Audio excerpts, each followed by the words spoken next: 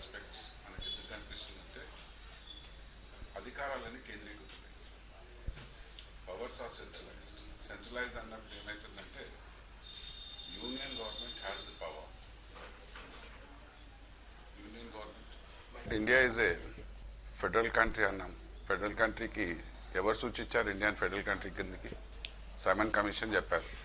So Simon commission when he recommended India to be a federal country, కారణం చెప్పింది ఏంటంటే because in the context of India ఒక multi cultural, multi ethnic, multi religious, multi linguistic state.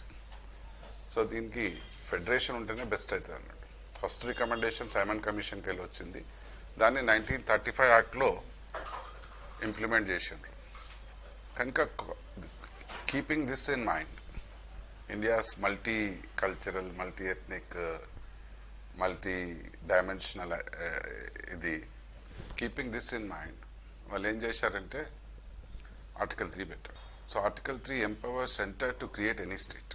ఏదైనా కొత్త రాష్ట్రాన్ని create చేయడానికి article 3కి power ఉంది. ఎందుకోసం ఇచ్చారు ఈ ఆర్టికల్ 3 పవర్? ఎందుకంటే మల్టీ ఎథ్నిక్ అన్నప్పుడు సహజంగానే సెల్ఫ్ రూల్ సైడ్ వస్తారు. సెల్ఫ్ రూల్ అనేది ఇప్పుడు తెలంగాణనే ఉంది. తెలంగాణ అనేది ఆంధ్రాలో ఉన్నంత వరకు ఒకే రాష్ట్రము, ఒకే భాష ఉన్నా కూడా ఆకాంక్ష అయితే ఉండే. సో ఎప్పుడైతే ఆకాంక్షలు ఉంటాయో తమకు సెల్ఫ్ రూల్ కావాలని, అప్పుడు ఇంకో రాష్ట్రం ఏర్పడాల్సిన అవసరం ఏర్పడింది. సో ఈ ఆకాంక్షలు కంప్లీట్ చేసుకోవడానికి కోసమని ఆర్టికల్ 3 ఇచ్చారు. సో ఆర్టికల్ 3 ఏం చేసిందంటే భారతదేశ ఫెడరేషన్ని ఇండెస్ట్రక్టబుల్ యూనియన్ బట్ డెస్ట్రక్టబుల్ స్టేట్స్ అన్నాం. అంటే యూనియన్ డెస్ట్రాయ్ కాదు, అంటే భారతదేశం టెరిటరీస్ అనేది డెస్ట్రాయ్ కాదు, కానీ స్టేట్స్ డెస్ట్రక్టబుల్. డెస్ట్రక్టబుల్ స్టేట్స్ అంటే ఏ విధంగా డెస్ట్రక్టబుల్? మొన్ననే చూసినాం. జమ్మూ కాశ్మీర్ ఏం చేసిండ్రు? 2 యూనియన్ టెరిటరీస్ని చేశారు. ఒకటి లడాక్, ఇంకోటి జమ్మూ అండ్ కాశ్మీర్. అంటే అధికారము జమ్మూ కాశ్మీర్ అసెంబ్లీ నుంచి తీసుకున్నారా? లేదు. అంటే ఆర్టికల్ 3. సో ఆర్టికల్ 3 ఏం పవర్ చేసిందంటే ఏదన్నా రాష్ట్రాన్ని ఏర్పరచాలన్నప్పుడు ఆ పవర్ కేంద్రానికి ఇచ్చింది. సో కేంద్రం ఆర్టికల్ 3 ద్వారా కొత్త రాష్ట్రాలను తీసుకురావచ్చు, ఉన్న రాష్ట్రాలను మార్పు చేయొచ్చు. సో బౌండరీస్ మార్చవచ్చు, డెస్ట్రాయ్ చేయొచ్చు, క్రియేట్ చేయొచ్చు. ఇవన్నీ పవర్స్ కేంద్రానికి ఇచ్చింది. అంటే ఏమనిపిస్తుంది? ఇది అధికారాలు కేంద్రీకృతమైనవి. సెంట్రలైజ్ పవర్ దేని ద్వారా ఇచ్చిందంటే ఆర్టికల్ 3 ద్వారా ఇచ్చింది.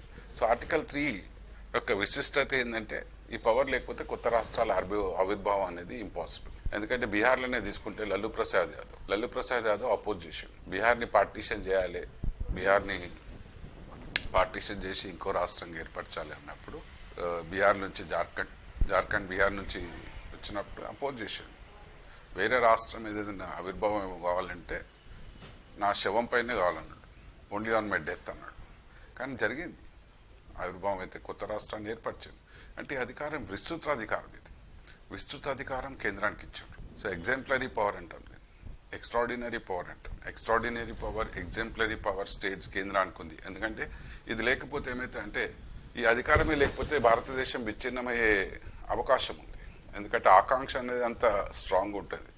తమకు ఒక రాష్ట్రం కావాలి. ఇప్పుడు శ్రీలంకలో చూస్తున్నాం తమిళస్ పరిస్థితి. అదేమైతే అంటే ఒక సివిల్ వార్కి దారితీస్తుంది. రాష్ట్రం అనేది ఏర్పడకపోతే ఏమైతే అంటే విచ్ఛిన్నానికి దారితీస్తుంది. అది జరగొద్దు అన్నప్పుడు ఒక రాష్ట్రం క్రియేట్ చేయడానికి అవకాశం ఇవ్వాలి. సో ఆర్టికల్ 3 తీసుకొని వచ్చింది ఏంటంటే ముఖ్యంగా ఈ అవకాశాన్ని క్రియేట్ చేసింది. సో కేంద్రానికి అధికారం ఇచ్చింది. ఈ అధికారం ప్రకారం కేంద్రం ఒక చట్టాన్ని తీసుకొని రావాలి. ఎక్కడ?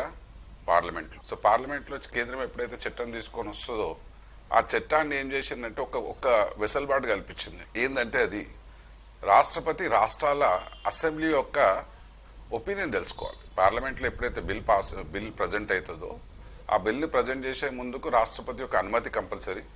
రాష్ట్రపతి అనుమతిని తీసుకున్న తర్వాతనే దాన్ని ప్రజెంట్ చేయాలి. లోక్సభలో కానీ రాజ్యసభలో కానీ ఏ సభల బిల్ని ప్రవేశపెట్టినా కూడా రాష్ట్రపతి అనుమతి కంపల్సరీ. రాష్ట్రపతి అనుమతి తీసుకున్న తర్వాత ఆ బిల్ని రాష్ట్రాలకు పంపించాలి. అది ఎవరు పంపిస్తున్నారు? రాష్ట్రపతి పంపిస్తారు. రాష్ట్రపతి ఏం చేస్తారంటే వాళ్ళకు ఒక టైం ఫ్రేమ్ ఇస్తాడు అసెంబ్లీకి, స్టేట్ అసెంబ్లీకి తమ అభిప్రాయం తెలపమని. అది 1 month ఉండొచ్చు, 2 months ఉండొచ్చు, 3 months, ఆయన ఇష్టం. ఆయన ఇచ్చిన టైం ఫ్రేమ్ లోపల అసెంబ్లీ తమ ఒపీనియన్ తెలపాలి. అసెంబ్లీ ఒకవేళ ఒపీనియన్ తెలపకపోయినా, తమ అభిప్రాయాలను తెలపకపోయినా రాష్ట్రపతి అసెంబ్లీ అభిప్రాయం తెలిపినట్లే పరిగణిస్తాడు. అంటే తెలిపినా తెలపకపోయినా నష్టమేం లేదు. రాష్ట్ర అసెంబ్లీ తెలిపినా తెలపకపోయినా నష్టమేం లేదు. అల్టిమేట్గా ఏంటంటే రాష్ట్రపతి యొక్క సాటిస్ఫాక్షన్ ఇంపార్టెంట్. ఆయన సాటిస్ఫై అంటే అనుమతిస్తాడు ఆ బిల్ని మళ్ళీ పార్లమెంట్లో ప్రవేశపెట్టడానికి. పార్లమెంట్ ఆమె ఆ తర్వాత పార్లమెంట్ ఆమోదం ముద్ర వేస్తే ఆ బిల్కి రాష్ట్రాలు క్రియేట్ అవుతున్నాయి. సో ఇదొక్కటే ఇచ్చింది కనుక దీన్ని కొంత వ్యతిరేకించాను రాష్ట్రాలు. ఏమైతే అంటే ఇప్పుడు ఎక్కడ కూడా మీరు డిమాండ్ ఎక్కడి నుంచి వస్తుంది, కొత్త రాష్ట్రం కావాలని మైనారిటీస్ నుంచే ఉంటుంది. మెజారిటీ ఎప్పుడు అడగరు, ఎందుకంటే మెజారిటీ అధికారంలో ఉంటారు ఆ రాష్ట్రంలో. సో డిమాండ్ ఎవరి నుంచి వస్తుంది, మైనారిటీస్ నుంచి వస్తుంది. అంటే ఇప్పుడు చూస్తే ఏంటంటే ఆంధ్రాలో 175, తెలంగాణలో 119. కనుక డిమాండ్ ఎక్కడి నుంచి వచ్చింది, సపరేట్ రాష్ట్రం 175కి వెళ్ళి రాలే, 119కి వెళ్ళి వచ్చింది, వీళ్ళు అడిగారు. సో మైనారిటీ నుంచి ఎప్పుడైనా డిమాండ్ ఉంటుంది కనుక అసెంబ్లీలో ఎప్పుడు కూడా మెజారిటీతో పోతారు. సో అసెంబ్లీ అభిప్రాయం తీసుకున్నప్పుడు మెజారిటీ అభిప్రాయం ఎప్పుడు కూడా వ్యతిరేకంగానే ఉంటుంది. సో వ్యతిరేకంగా ఉన్న మెజారిటీ అభిప్రాయం ప్రకారం ఏదైనా చేయాలన్నప్పుడు అది సాధ్యం కాదు కనుకనే ఏం చేసిందంటే దీన్ని ఈ విధంగా తీసుకొనొచ్చు. సో మెజారిటీ అభిప్రాయానికి అనుగుణంగా సాధ్యం కాదు కనుక రాష్ట్రపతికి ఇచ్చాను. అంటే ఇది పార్లమెంట్కే అధికారం ఉన్నా కూడా రాష్ట్రపతి అనుమతి కంపల్సరీ. సో రాష్ట్రపతి అనుమతి ద్వారా ఈ బిల్లు తీసుకురా. సో రాష్ట్రపతి అనుమతి ద్వారా కొద్దిపాటి బిల్సే ఉన్నాయి. దాంట్లో ఈ రీఆర్గనైజేషన్ బిల్ ఆర్టికల్ 3 ప్రకారం ఏం జరుగుతుంది, రాష్ట్రాల విభజన అవుతుంది కనుక రీఆర్గనైజేషన్ అంటే స్టేట్ రీఆర్గనైజేషన్ బిల్ని రాష్ట్రపతి అనుమతి ద్వారానే పార్లమెంట్లో ప్రవేశపెట్టాలి. ఆర్టికల్ 3 తీసుకొని వచ్చింది ఇది. ఇక ఆర్టికల్ 1 ఏం చెప్తుంది, 1 అనేది టెరిటరీల యొక్క జాగ్రఫీని డిసైడ్ చేస్తుంది, భౌగోళిక బౌండరీస్ని డిసైడ్ చేస్తుంది. ఆర్టికల్ 1 ఏం చెప్తుంది, భౌగోళిక అంటే సైజ్ చెప్తుంది, స్టేట్ టెరిటరీస్ చెప్తుంది, బౌండరీస్ చెప్తుంది. దీనిలో కూడా ఒక మార్పు జరిగింది. భారతదేశానికి స్వాతంత్రం వచ్చిన తర్వాత పటేల్ స్కీమ్ ద్వారా ఆర్టికల్ 1లో 4 పార్ట్స్ ఉన్నాయి. పార్ట్ ఏ, part B, part C, part D అని. అంటే షెడ్యూల్ 1 అంటాం. ఆర్టికల్ 1 దేన్ని సూచిస్తుంది అంటే షెడ్యూల్ 1 ఆఫ్ ది కాన్స్టిట్యూషన్లో 4 పార్ట్లు ఉండే. Part A, part B, part C, part D. Part A ఏం చెప్తుందంటే బ్రిటిష్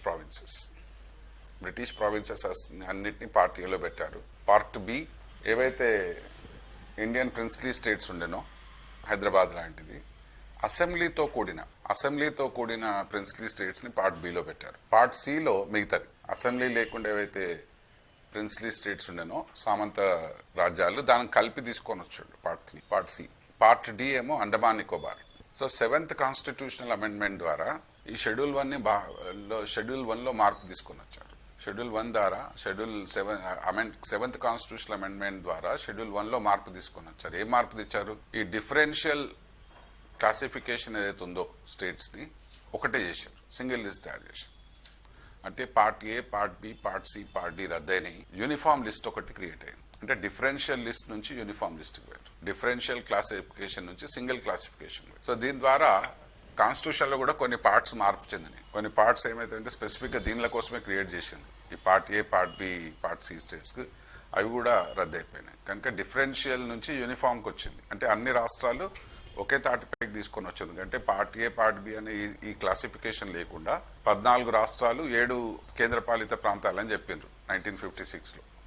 డిఫరెన్స్ నుంచి యూనిఫామ్కి వచ్చారు. అంటే అన్ని రాష్ట్రాలు సమానమనే సూచిస్తుంది. అంటే ఏ రాష్ట్రానికి కూడా ఒక స్పెషల్ పవర్ అనేది, ఒక స్పెషల్ ప్రివిలేజ్ అనేది ఉండదు ఈ అమెండ్మెంట్ ద్వారా 7th కాన్స్టిట్యూషన్ అమెండ్మెంట్. కానీ అన్ని రాష్ట్రాలకు సమానంగా ప్రాతినిధ్యం ఇవ్వకపోయినా కూడా అన్ని రాష్ట్రాలకు సమానంగా అధికారాలు ఉంటాయని చెప్పింది ఈ 7th కాన్స్టిట్యూషన్ అమెండ్మెంట్. అందుకొరకే ఈ డిఫరెన్షియేషన్ తీసేసి ఒక యూనిఫామ్ లిస్ట్ని తీసుకొని వచ్చారు.